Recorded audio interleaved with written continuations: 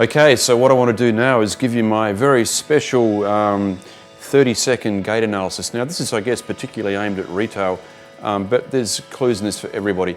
One of the things that really drives me crazy is that people do foot analysis and not gait analysis, so you have to look at the whole body. I want to give you an example here with Lisa. So with her, we're going to start at the head. There's a few things we're going to look at. You've got about a quarter of your body's mass in your skull, okay, so it's a very heavy part of your body. What I want to be looking at is I want to see whether Lisa's got any forward tilt on her head, whether her head is tilted to one side or the other, because obviously if she's doing that, then that has a major implication for how she's going to walk and run. So we make a note of that, even in terms of, is there any rotation, forward lean, or is it to one side or the other?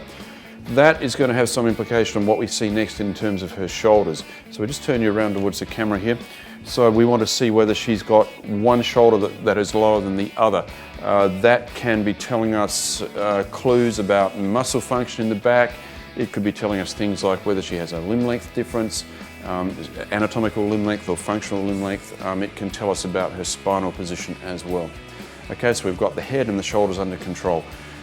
When she is walking, I'd be wanting to see what sort of symmetry there was in her arm swing. So is that symmetrical or is it not? I'd want to also be turning her around. It's a little bit difficult here for the most part, but we can have a look at her spinal position here and just see whether there's any major discrepancy there. Just turn around this way again for me, please. Next, I would be wanting to have a look at the hip position. The human body is wonderful. You've got bony landmarks. We've got two landmarks here. This is called the anterior superior iliac spine. I can put my fingers on that and I can get some idea of the level of the pelvis.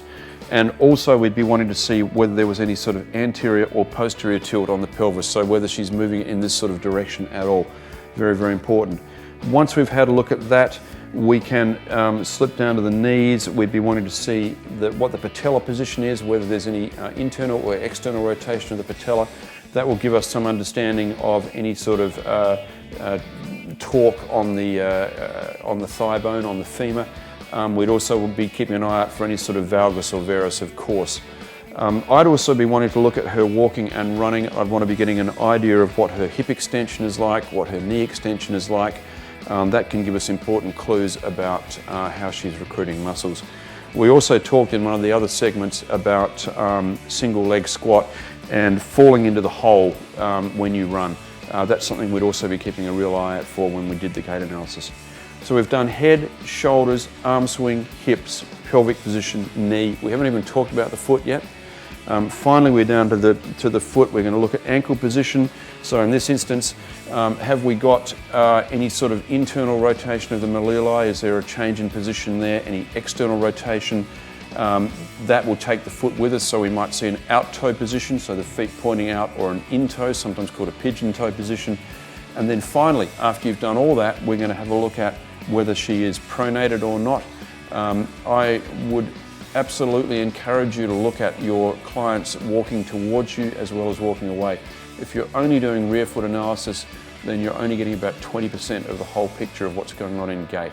So sure, you can see elements of pronation from the rear foot, but it's very, very important to try to understand what's going on in the midfoot and forefoot as well, because that's really where a lot of the pathology involved with abnormal pronation occurs.